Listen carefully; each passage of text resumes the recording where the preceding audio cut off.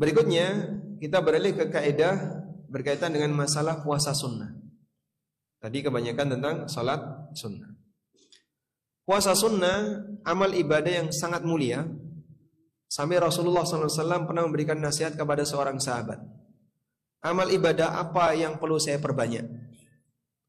Nabi SAW mengatakan, alaika bis-saum fa innahu la ya'diluhu syai'. Perbanyaklah untuk puasa, karena puasa itu amal ibadah yang tidak ada tandingannya. Maksudnya gimana? Orang yang ketika berpuasa dia bersabar.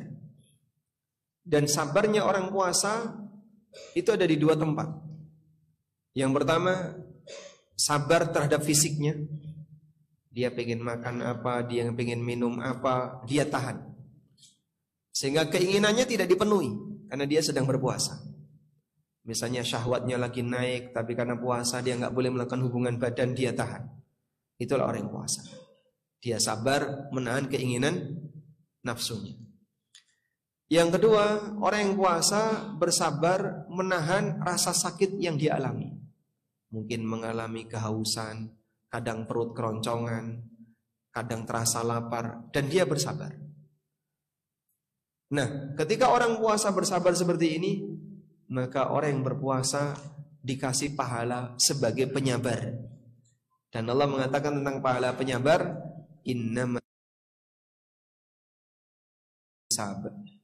Pahalanya orang yang sabar itu dipenuhi tanpa hitungan. Bi ghairi hisab, tanpa hitungan. Tanpa hitungan berarti gimana, Pak? Ya jelas lebih banyak dibandingkan yang ada hitungannya.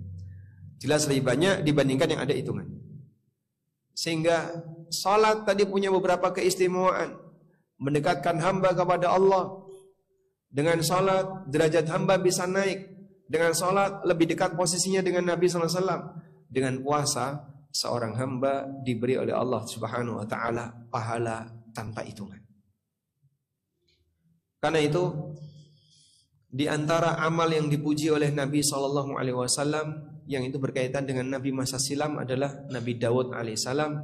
Karena walaupun beliau orang yang sibuk sebagai seorang raja, tapi Nabi Daud rajin puasa. Sehingga puasa Daud bagaimana? Sehari puasa, sehari tidak puasa. Kata Rasulullah SAW, "Fala tazid ala hadha fa innahu afdalus saum." Jangan kau tambahkan bagi yang sudah melakukan puasa Daud, jangan tambahkan dengan puasa yang lain, karena ini puasa yang paling afdal. Makanya bagi orang yang sudah puasa Daud, gak boleh puasa sunnah yang lain, walaupun bertepatan dengan hari istimewa. Jadi misalnya sehari puasa, sehari tidak, sehari puasa, sehari tidak. Dah? Pas puasa tanggal 8 Dzulhijjah. Berarti besoknya Arafah. Boleh enggak, Pak? Saya puasa, Pak.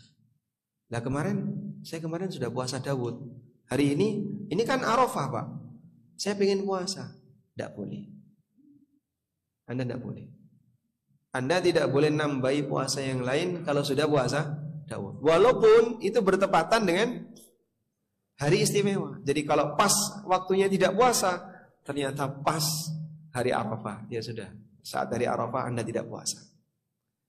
Karena orang yang sudah puasa Daud tidak boleh nambahi puasa sunnah yang lain. Atau misalnya pas puasa Daud tanggal 9 Muharram puasa. Tanggal 10 Muharram boleh puasa enggak? Enggak boleh. Kenapa? Karena kamu di tanggal 10 Muharram kamu bertepatan dengan hari tidak puasa. Sehingga tidak boleh ketika itu nambahi puasa untuk Daud. Sampai kata Ibnu Hazm, ketika Rasulullah SAW sudah menyebut puasa Daud sebagai afdalus siyam, sebagai puasa yang paling afdal, maka ketika ditambahi keafdalannya jadi turun. Ketika ditambahi keafdalannya jadi turun, sebab sudah tidak lagi jadi puasa Daud. Karena puasa Daud itu sehari puasa, sehari tidak. Sehari puasa, sehari tidak. Nah, kalau ini puasa puasa lagi, terus tidak puasa, jadi bukan puasa Daud lagi. Baik.